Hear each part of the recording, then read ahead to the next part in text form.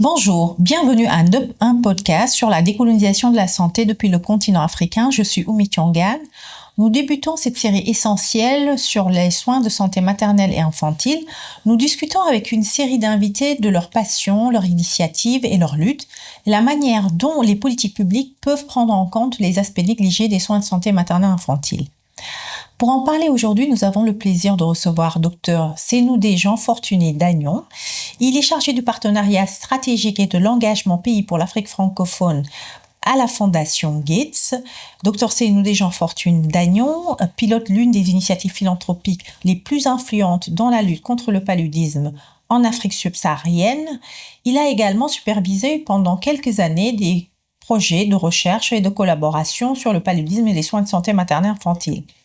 Il gère aujourd'hui un portefeuille de projets visant à soutenir les institutions africaines dans la mise en œuvre des programmes spécifiques visant à éradiquer le paludisme sur le continent. Bonjour docteur. Bonjour, Omi. Comment allez-vous? Bien, merci. Et vous? Ça se passe très bien. Merci d'avoir accepté cette invitation sur le podcast.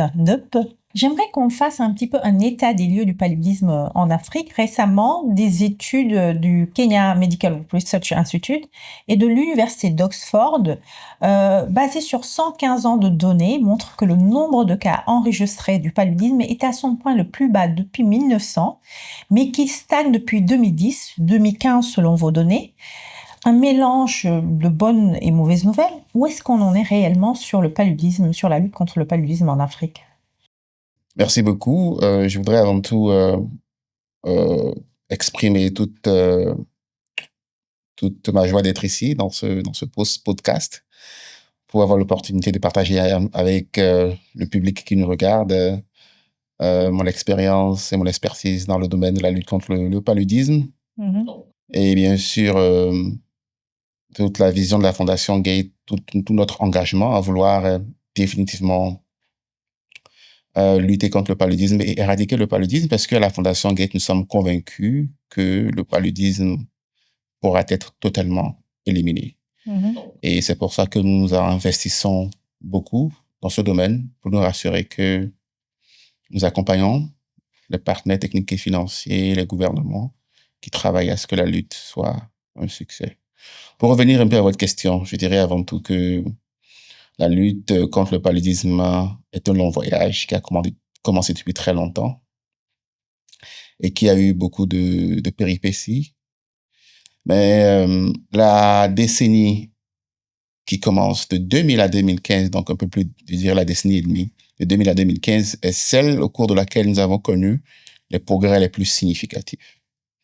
Donc, je dirais qu'au cours de cette période, près de 2,2 milliards de cas ont pu être pris en compte et évités.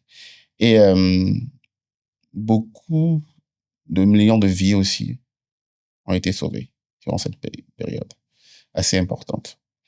Alors, comment est-ce que nous sommes arrivés à atteindre cet objectif, à réaliser ce progrès quand même très significatif? C'est d'abord grâce à l'effort concerté de tout le monde. Le gouvernement d'abord, puisque le gouvernement représente les États régaliens qui ont le devoir de pouvoir protéger leur population du paludisme. Si vous regardez un peu la partie subsaharienne de l'Afrique, la majorité des pays ont le paludisme comme la première cause de morbidité et de mortalité. Donc, ce gouvernement a pris le problème à bras-le-corps et avec les partenaires techniques et financiers, nous avons travaillé ensemble pour mettre à grande échelle des interventions à efficacité prouvée, notamment, surtout, les moustiquaires imprègnent d'insecticides à longue durée d'action, donc qui ont permis de pouvoir protéger la population, la pulvérisation intradomiciliaire, la montée à grande échelle, je dirais, de l'utilisation des TDR au niveau communautaire. Donc, les TDR, c'est les tests de diagnostic rapide pour le paludisme qui font que, aujourd'hui, si vous avez ces tests, avec des relais communautaires qui sont en communauté, vous pouvez déjà faire un prélèvement de sang et pouvoir avoir le résultat de votre test dans une période d'ici 15 à 20 minutes. Voilà, donc cela a été vraiment important de pouvoir, en temps réel, faire les diagnostics et pouvoir donner les médicaments qu'il faut. Et bien sûr, Il y a les médicaments, donc les combinaisons thérapeutiques à base d'artémisinine qui ont été aussi divulguées, propagées, achetées, distribuées et rendues disponibles aux populations pour que elles puissent avoir accès aux traitements de qualité. Alors, nous avons aussi mis en place ce que nous appelons la chimioprophylaxie du paludisme saisonnier, qui consiste à donner aux enfants de moins de 5 ans, d'abord aux enfants de moins de 5 ans, parce qu'après, la stratégie allait un peu plus au-delà des enfants de moins de 5 ans, mais d'abord principalement à ces enfants, les médicaments, pour que pendant la partie saisonnière de l'année où les taux de paludisme sont les plus élevés, ces enfants ne puissent plus avoir le palu. En tout cas, selon les données statistiques qui existent et qui sont publiées, on a pu constater quand même que plus de 75% des cas quand même, on peut être évité. Donc, comment dit-on, les épisodes, pardon, de paludisme ont dramatiquement ou drastiquement été réduits. Donc, je dirais que c'est la décennie d'or, la décennie de succès de la lutte contre le paludisme. Alors, depuis 2015, nous avons commencé à constater une certaine variabilité dans les cas dans les différents pays. Alors, il y a des pays où il y a une baisse des cas, il y a des pays où nous avons eu une hausse des cas, mais de façon générale, nous avons vu d'abord un plateau, une stagnation des progrès, et après une petite courbe baissière. Alors, lorsqu'on met tous les pays ensemble. Voilà. Et pourquoi est-ce que cela a été constaté? D'abord parce que la population augmente. Lorsque la population augmente, forcément, il faut aussi que les ressources augmentent pour pouvoir continuer à acheter les médicaments, faire la mise en œuvre des interventions et tout ça. Mais malheureusement, les chiffres des bailleurs de fonds, je veux dire les ressources allouées au palu ont commencé par baisser. Donc, le besoin a augmenté, mais les ressources ont commencé soit à rester en plateau d'abord et récemment à commencer à baisser. Donc, cela a créé, comme vous pouvez le constater, un certain déséquilibre à ce niveau. C'est un élément. Alors, d'autres éléments, puisque j'ai parlé de l'accroissement de la population, j'ai parlé de l'amenuisement des ressources, il y a aussi la résistance, qui est le dernier point qui est aussi important, qui a commencé par prendre progressivement de l'ampleur. Bon, je ne dirais pas que avec la résistance, la lutte est totalement arrêtée. Non, je dirais que, puisque lorsqu'on parle de résistance, il y a deux types de résistance. Il y a la résistance aux insecticides, puisque, comme vous le savez, dans le cycle du paludisme, c'est d'abord le contact entre le moustique et l'homme qui enclenche le cycle. Voilà. Donc, pour ça, il faut empêcher ce contact et mettre des insecticides. Mais on a constaté que les moustiques ont commencé par développer des phénomènes de résistance qui font que ils sont moins susceptibles à mourir ou être affaiblis à cause des insecticides qui sont utilisés. Donc, il y a d'abord la résistance sur les insecticides. Donc, tout cela, comme vous pouvez le constater, a été une combinaison de facteurs qui nous ont conduit à aujourd'hui à avoir une tendance soit en plateau, soit une tendance à la hausse des cas et des décès. Et bien sûr, il y a la Covid aussi. Donc, avec la Covid, vous avez vu tout ce qui s'est passé, où il y a eu une discontinuation de la provision des soins, qui aussi a eu un impact aussi sur la lutte contre le paludisme. Justement, c'est très intéressant ce que vous évoquez, notamment en fait le fait que cette lutte est centrée sur les technologies fabriquées par les multinationales. Vous avez cité les moustiquaires imprégnés d'insecticides, les insecticides de nouvelle génération, les vaccins, pas vraiment les vaccins encore, les outils de diagnostic rapide tels que les TDR, mais également les traitements médicamenteux. Vous avez parlé tout à l'heure des ACT. La question que j'aimerais savoir, c'est ces technologies seules, est-ce qu'elles suffisent à réduire les problèmes de santé, notamment dans les zones périphériques? Alors, en ce qui concerne le palu, ce que nous savons aujourd'hui, c'est que c'est des interventions à efficacité prouvée. Donc, cela veut dire qu'il y a eu des essais contrôlés randomisés, donc qui sont, je dirais, la crème de la crème des études scientifiques qui ont été faits et qui ont prouvé que ces interventions pouvaient réduire les cas et les décès dus au paludisme. Voilà, ça c'est la première chose. Donc, avant même de mettre les interventions à grande échelle, on les a testées et l'OMS les a approuvées. Donc, je dirais que oui, c'est la clé du succès si nous voulons aussi protéger la population. Pourquoi? Parce que toute intervention, ou je veux dire, qui est utilisée à grande échelle, doit d'abord faire l'objet de tests. Voilà. Donc, pourquoi? Parce qu'on veut protéger la population, on veut se rassurer que l'intervention ne va pas créer des problèmes particuliers, ne va pas créer des problèmes additionnels, ne va pas engendrer encore d'autres problèmes en dehors de celui que nous voulons régler. Donc, pour moi, au niveau périphérique, toute possibilité d'intervention qui qui passe sous le scribe, comme on le dit, euh, d'être revu sur le niveau scientifique, je pense peut-être utilisé euh, pour lutter contre le paludisme. Justement, il y a une combinaison de technologies pour en garantir l'efficacité. Si on prend l'exemple du vaccin paludisme, votre fondation a contribué à pousser un candidat vaccin. Et aujourd'hui, il est demandé à ce qu'il soit, en tout cas, qu'il soit additionné au moustiquaire imprégné d'insecticides. Quels sont les résultats aujourd'hui obtenus sur l'Afrique de l'Ouest dans le cadre de cette stratégie? Alors, je dirais avant tout que le vaccin, en anglais on dit another tool in the toolbox. Donc, c'est un autre outil dans la boîte à outils. Hein? Donc, le vaccin, c'est un peu ça. Le vaccin n'est pas la panacée qui va régler tous les problèmes. Voilà.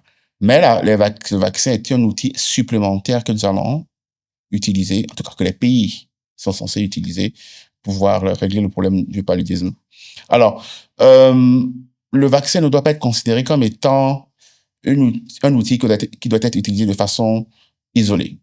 Donc, si par exemple un pays décide de mettre en œuvre les vaccins contre le paludisme, ils ne doivent pas arrêter les autres interventions.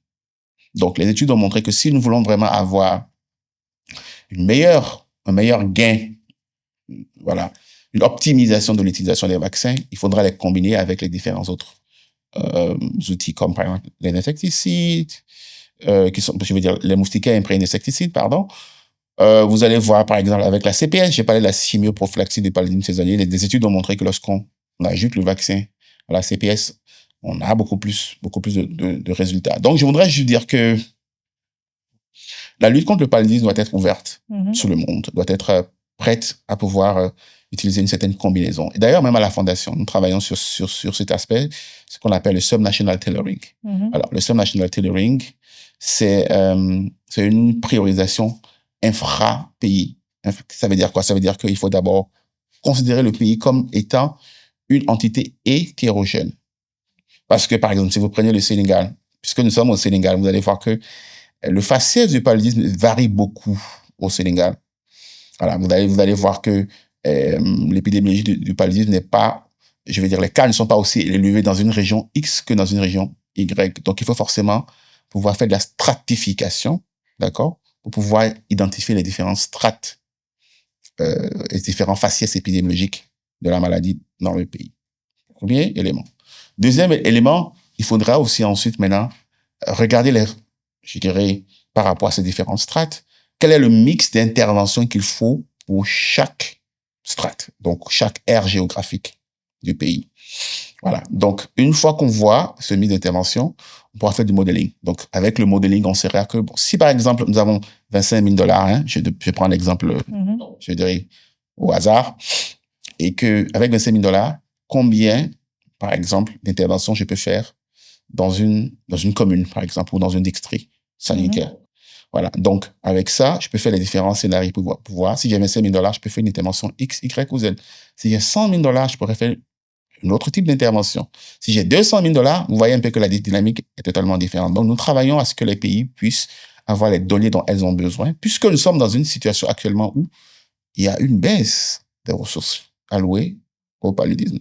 Donc, nous travaillons pour que les pays puissent avoir les données qu'il faut pour pouvoir leur permettre de pouvoir prendre les décisions qu'il faut pour savoir que pour chaque strate, vous voyez, dans le pays, voilà le mix d'interventions qu'il faudra utiliser. Donc, c'est un peu l'une des choses que nous faisons aussi à la Fondation. Donc, je voulais peut-être m'arrêter sur cet aspect-là. Je voudrais un petit peu qu'on replonge peut-être dans l'histoire. Nous savons que nos pays africains sont en fait ont une capacité limitée en matière de production de médicaments et de vaccins et que nous dépendons des importations de médicaments et de vaccins. Quels sont, selon vous, les facteurs historiques, économiques et politiques qui ont influencé le développement des politiques pharmaceutiques en Afrique? Alors, je dirais que je ne voudrais pas commenter sur les politiques pharmaceutiques en Afrique.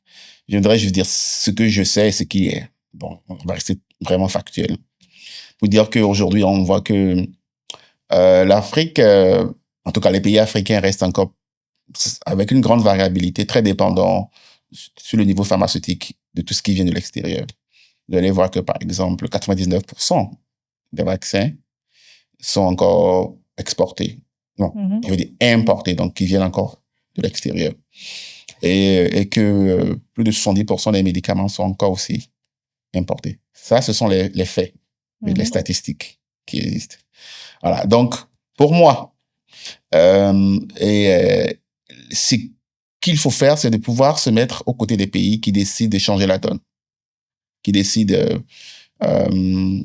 d'avoir cette autosuffisance, vous voyez, pharmaceutique, si je peux l'exprimer de cette manière. Donc, à la Fondation, ce que nous faisons, c'est que nous accompagnons les pays qui vont dans cette direction pour les aider à avoir les informations dont ils ont besoin pour pouvoir prendre les décisions qu'il faut. Je donne par exemple l'exemple des moustiquaires. Vous voyez que en termes de morbidité et de mortalité, donc en termes de cas et des vies prises par le paludisme, vous allez voir au niveau mondial que le Congo démocratique et le Nigeria, eux seuls, représentent plus de la moitié des cas.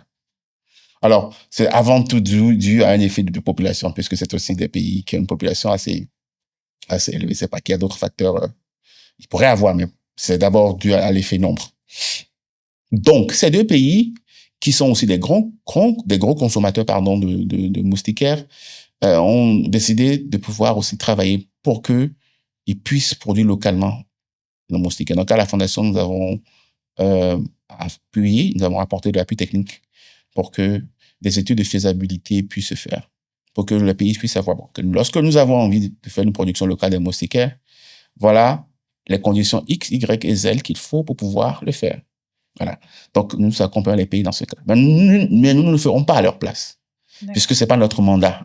Okay. C'est pas le mandat de la Fondation Gates. Et concrètement, vous les accompagnez comment? Est-ce on va aider à construire toute une plateforme pharmaceutique ou c'est par rapport à des transferts de technologies, etc. Non, je vous donne l'exemple, par exemple, pour les moustiquaires où on leur dit quels sont les critères qu'il faut remplir. Parce que lorsque vous voulez mettre en place, par exemple, une manufacture de moustiquaires, il y a deux aspects qu'il faut voir. Il y a l'aspect R&D, Research and Development. Donc, il faut développer les moustiquaires donc physiques. Mais après, il faut développer les moustiquaires aussi, l'insecticide. Je vous ai parlé tantôt de la résistance. Donc, s'il y a de la résistance, il faut inventer de nouveaux types d'insecticides qui répondent, vous voyez, un peu aux besoins des différents pays. En tout cas, en termes de la lutte. Donc, il y a la partie R&D, puis il y a la partie manufacture. Donc, alors, lorsque vous voyez ce genre de choses, ça a beaucoup de dimensions. Il y a les ministères du Commerce, les ministères de l'Intérieur, les ministères des Affaires étrangères. Il y a beaucoup de ministères, le ministère de la Sécurité. Vous voyez? Et il y a le ministère des Finances. Parce que lorsqu'un manufactureur arrive dans un pays, par exemple, il faut qu'il ait ce qu'on appelle un volume garanti. Il faut qu'il soit sûr que lorsqu'il va investir pour créer des manufactures locales, c'est vrai que cela va attracter beaucoup de... vous voyez, beaucoup d'emplois, beaucoup d'emplois locaux, beaucoup de logistique et tout ça. Mais il faut que celui qui vient aussi implanter des manufactures au niveau local puisse aussi rentabiliser et tout ça. Donc,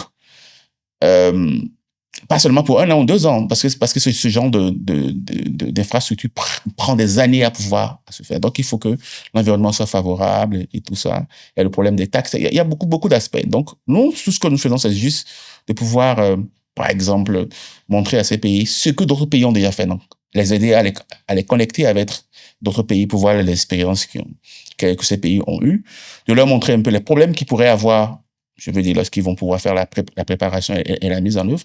Et ensuite, après, maintenant, c'est à eux de pouvoir décider de le faire eux-mêmes. Voilà, donc, la position de la Fondation est très claire sur ça. Nous sommes là pour accompagner les pays. Nous sommes là pour nous mettre aux côtés des pays, selon la volonté des pays. Mais de plus en plus, on constate que oui, beaucoup de pays sont dans cette direction et ils sont en train de travailler sur la souveraineté pharmaceutique, même pour le domaine des vaccins. Hein. Vous allez voir, nous sommes au Sénégal, donc avec l'Institut Pasteur de Dakar, il y a un certain travail qui est en train d'être mis en œuvre pour que des vaccins aussi puissent être produits au niveau local, même en Afrique du Sud. Donc, c'est une dynamique qui change, qui est un mouvement et que nous accompagnons sur la volonté des différents pays. Voilà. Ça dépend. Sur la souveraineté des différents pays. Oui, c'est une demande très forte. C'est extrêmement important que je le précise. Si le terme est galvaudé, c'est une demande très, très forte aujourd'hui de souveraineté. Il y a le cas du Ghana aussi. J'aimerais un petit peu, là, maintenant qu'on discute sur un constat qui a été fait beaucoup par des études, notamment en sciences sociales, en santé publique, qui ont mis en évidence en fait les limites et les approches de ce qu'on appelle des programmes, des approches verticales, hein, des programmes verticaux, et qui ont critiqué les modèles en silo qu'on pouvait retrouver en particulier lorsque des programmes, ils vont concentrer un certain nombre de ressources qui sont supérieures à l'ensemble de ce que l'hôpital peut absorber, mais pour en fait, par exemple, soigner le paludisme ou sur un programme VIH. Hein. Et le débat sur l'intégration et le renforcement des systèmes de santé a depuis évolué. Comment, en fait, ces enseignements se traduisent-ils aujourd'hui dans les stratégies qui sont soutenues par la Fondation Gates? Merci beaucoup pour la question. Je dirais avant tout que vous avez déjà répondu à la question, puisque vous avez dit que c'est un débat qui est dépassé. Oui. Pour nous, à la Fondation, en tout cas, qui ça a beaucoup évolué parce qu'aujourd'hui, comme vous pouvez le constater, tous les pays savent aujourd'hui que il faut un mix d'intervention. On peut blâmer les programmes verticaux d'une certaine manière, mais les faits sont là. Les statistiques sont là. Les progrès réalisés dans le VIH, la tuberculose, le paludisme et beaucoup d'autres programmes ont montré que les programmes verticaux ont fait leurs preuves, même s'ils ont des limites. Donc aujourd'hui, la question n'est pas de savoir est-ce qu'il faut juste un programme vertical ou bien un programme horizontal, puisque permettez-moi peut-être de faire un petit briefing sur ça pour ceux qui nous écoutent, ceux qui nous regardent. Oui. Les programmes verticaux, c'est que on arrive, par exemple, on ne parle que du paludisme dans une formation sanitaire ou bien dans un centre de santé ou bien au niveau communautaire. On ne parle que du palu du début jusqu'à la fin. On ne traite que le palu, on n'investit que sur le palu. Alors que les programmes horizontaux regardent plus tout le système de santé en lui-même. Donc, dans ce cas, lorsqu'on investit $1, le seul dollar peut aider aussi à pouvoir travailler sur le palu, sur la tuberculose, sur les maladies tropicales négligées, sur les vaccinations et autres. Voilà. Donc, ce qu'il y a aujourd'hui et qu'il faut garder en tête, c'est qu'il faut un savant dosage de tout ça. Et la Fondation travaille dans ce domaine pour et encore se mettre aux côtés des pays pour les aider à avoir les outils qu'il faut pour le savoir, pour qu'ils puissent savoir quel type d'intervention qu'il faut faire. Donc, comment est-ce qu'il faut le faire? Et nous avons des investissements dans beaucoup de pays, par exemple le Burkina Faso, le Congo démocratique, pour parler des pays francophones, puisque moi, je m'occupe de la région, francophone. Des pays où, par exemple, au Congo, on travaille au niveau communautaire sur des programmes paludisme, mais qui travaillent aussi sur la nutrition, sur les infections respiratoires aiguës et sur autres aspects. Voilà. Donc, ça peut dire que nous avons compris cela depuis très longtemps et nous travaillons à ce que les plateformes que nous mettons en œuvre puissent pouvoir servir beaucoup de maladies. Par exemple, nous avons tout un programme sur le renforcement des systèmes de surveillance épidémiologique. Donc, avec ces programmes de surveillance, ce n'est pas seulement une seule maladie, non, c'est toutes les maladies, qui sont prises en considération dans ces différents programmes pour se rassurer que, voilà, on ratisse assez large et que le système en lui-même soit renforcé. Donc, je pense qu'un système de santé bien renforcé au niveau horizontal va forcément servir de ciment, voilà, et de potentialiseur, ou je sais pas comment le dire, ou de bonificateur des actions des programmes verticaux. Docteur, les recherches en sciences sociales, elles ont souligné à plusieurs reprises que l'inclusion des communautés, elle intervenait le plus souvent après que les programmes ont été conçus. Que les médecins souvent demandent, les médecins en santé publique, à ce qu'on accompagne en fait, à ce que les communautés, que les sciences sociales puissent aider à ce que les communautés acceptent les technologies mises en place, acceptent les programmes, c'est les fameux projets d'acceptabilité sociale des interventions en santé. Ou d'introduction de technologies. Ce qui pose en fait un certain nombre de problèmes d'inclusion, de respect et de pouvoir de décision communautaire, donc qui ont été soulignés par les études, notamment dans le fait de prendre en compte la pluralité d'opinions et de visions de ces communautés, qui sont parfois, on a l'impression d'ailleurs que c'est un amas homogène qui pense la même chose. Est-ce que il existe des modèles promus où les communautés sont incluses dès la définition des priorités et la conception des programmes? Est-ce que c'est une réflexion qui y est posée au niveau de la Fondation Gates aujourd'hui? C'est quelque chose que nous prenons extrêmement au sérieux à la Fondation, dans la mesure où, pour nous, on ne peut rien faire sans les communautés. Alors, notre inclusion communautaire commence depuis la première étape des différents projets que nous finançons. Déjà, depuis la conception, avant même de pouvoir concevoir les projets, c'est sur la base des besoins de la communauté que ces projets sont conçus. Cela veut dire quoi? Cela veut dire que lorsque, par exemple, un PNLP, un programme national de lutte contre le paludisme, vient nous voir et nous dit, bon, nous voulons distribuer des moustiquaires. Je donne un exemple, juste au hasard. Dans une zone X ou Y, c'est de savoir est-ce que vous avez discuté avec les populations? Est-ce que les populations sont d'accord? Est-ce que les populations sont intéressées? Est-ce que les populations vont le faire ou pas? Vous voyez un peu? Donc, cela veut dire que oui, c'est depuis le début que cela se fait. Après, pendant et après. Donc, je veux dire, depuis le début, pendant et après. Donc, c'est durant toutes les étapes depuis la conception à la mise en œuvre que, voilà. Après, on envoie encore des gens pour voir est-ce que les bénéficiaires sont contents ou pas. Parce qu'il y a aussi l'évaluation post. Oui. Voilà, post-intervention. Donc, c'est quelque chose que nous prenons extrêmement au sérieux. Et il y a beaucoup d'exemples que la communauté du monde de la lutte contre le paludisme a eu. Si vous voulez, peut-être je peux vous donner quelques exemples. Alors, il y a la pulvérisation intradomiciliaire. Bon, c'est une intervention que la Fondation Gates n'est pas en train de financer en ce moment, mais je dirais juste l'exemple en général de l'inclusion de la participation communautaire. Donc, c'est une intervention qui consiste à amener des insecticides qui seront pulvérisés sur les murs, dans les ménages, en zone rurale. Donc, cela veut dire quoi? Cela veut dire que lorsque vous venez, vous devez parler aux gens du ménage qui vont sortir tous leurs éléments, tous leurs effets de la salle. Ou alors, ils vont les mettre au milieu de la salle et vous allez les couvrir avec une bâche avant de pulvériser. Cela veut dire que si vous n'avez pas parlé aux communautés et que vos pulvérisateurs arrivent dans les communes, dans les ménages, ils vont pas ouvrir leurs portes. Parce qu'il faut d'abord leur expliquer que lorsque vous allez faire cette intervention, vos enfants ne tomberont pas malades du paludisme. Vos enfants ne mourront pas du paludisme. Vos femmes enceintes n'auront pas les enfants qui ne vont pas mourir du paludisme.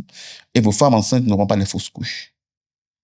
Voilà. Donc, et vous-même, puisque le paludisme, c'est aussi, même en zone d'endémie, les personnes qui ne sont pas les femmes enceintes et les enfants de moins de 5 ans. Donc, tout le monde peut tomber malade du paludisme. Donc, il faudra pouvoir communiquer avec les populations, leur expliquer pourquoi l'intervention, quel est le bénéfice de l'intervention. Et s'il y a un risque aussi, quel est le risque de l'intervention, pour que s'il y a un problème, ils puissent rapidement réagir, le notifier pour que cela puisse se faire. C'est la même chose pour la CPS, la chimioprophylaxie, du paludisme saisonnier. C'est les médicaments qu'on donne aux enfants en ménage. Donc, parfois, les enfants, ils le vomissent parce que parfois, c'est un peu amer et tout ça.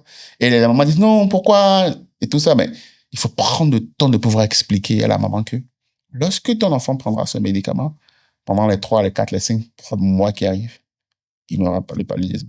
Donc, pour nous, c'est quelque chose de vraiment important que nous incluons dans nos différents programmes. Au-delà même de la participation communautaire, il y a l'aspect genre aussi.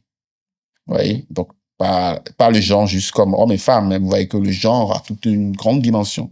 Donc, aujourd'hui, à la Fondation Gates, On ne peut pas faire un projet sans avoir aussi pris en compte tous ces éléments dedans. Donc, c'est pour vous dire que c'est un sujet sur lequel nous travaillons beaucoup et que nous considérons à sa juste valeur. Docteur Seynou Desjans Fortuné d'Agnon, je vous remercie d'avoir accepté cette conversation NUP. Je voudrais vous dire merci aussi d'avoir donné cette opportunité de pouvoir discuter un peu du problème du paludisme. Mais je pense qu'aujourd'hui, pour la lutte contre le paludisme, il y a de l'espoir. Il faut avoir de l'espoir. Il faut continuer à se battre. Il faut continuer à investir. Et il faut que le gouvernement continue aussi à investir dans la lutte. Et ensemble, je pense que nous allons réussir. Voilà. Merci. Vous retrouverez cet épisode sur l'ensemble des plateformes d'écoute, YouTube ainsi que les réseaux sociaux. Rendez-vous au mois prochain pour un nouvel épisode de NUP.